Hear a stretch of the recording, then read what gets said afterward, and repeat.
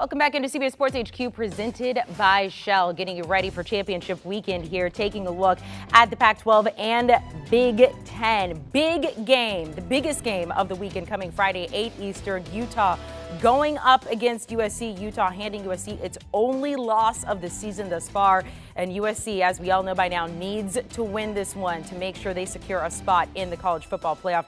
Michigan, a 16.5-point favorite against Purdue coming off their huge win against Ohio State.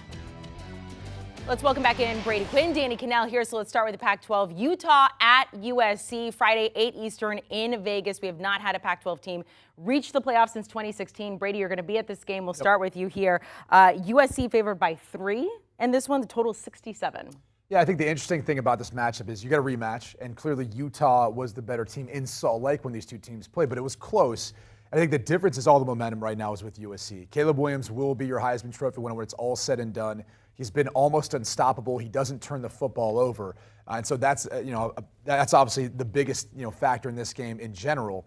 I think if you look at USC's defense, though, they're much improved. Whether people want to realize this or not, they're only giving up 123 yards per game the last 4 games or so on the ground. That'd be like top 3 in the Pac-12. And they've generated 9 turnovers the last 4 games. So that's continued to be the case for them.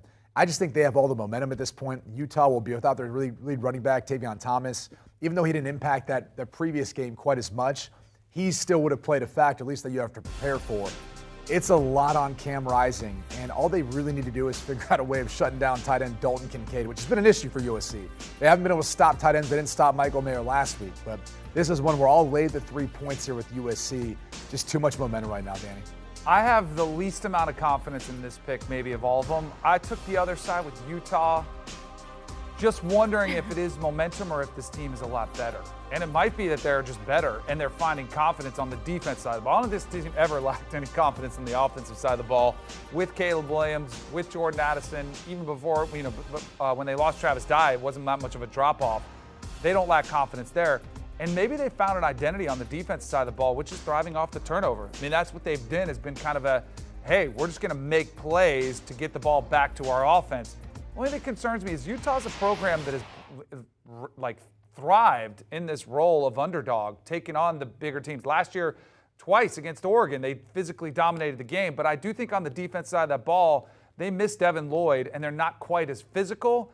But I also think you could see Kyle Whittingham pulling over Cam Rising aside and saying, hey, control the ball, you can run, use your legs. We put it in your hands the last time, and you ran it in on those couple late game plays, including the 2-point conversion.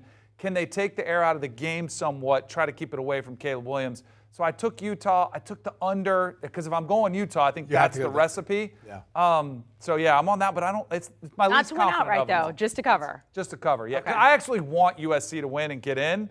But I think it'll be close. I think it'll be a tight game. I don't, but I'm still going to pick them laying the 3 points here. One note that I would say. How was last weekend? Last weekend was okay? It's been an awful week. One note I would say, though, is if you look at Utah this season, their 3 losses have all come on the road. And they've actually now played, it was back-to-back weeks to finish the season on the road, now again on the road in Vegas. So a tough stretch in my mind, too, I think, for Utah, having to travel that much to finish the season where USC's been kind of hanging out, at home. I mean, obviously tested last week versus Notre Dame, but took care of business. Do you want a sports network that delivers everything that matters about the game? The highlights, the picks, the instant analysis, no yelling, no fake debates, no politics. Hit the subscribe button and never miss a moment.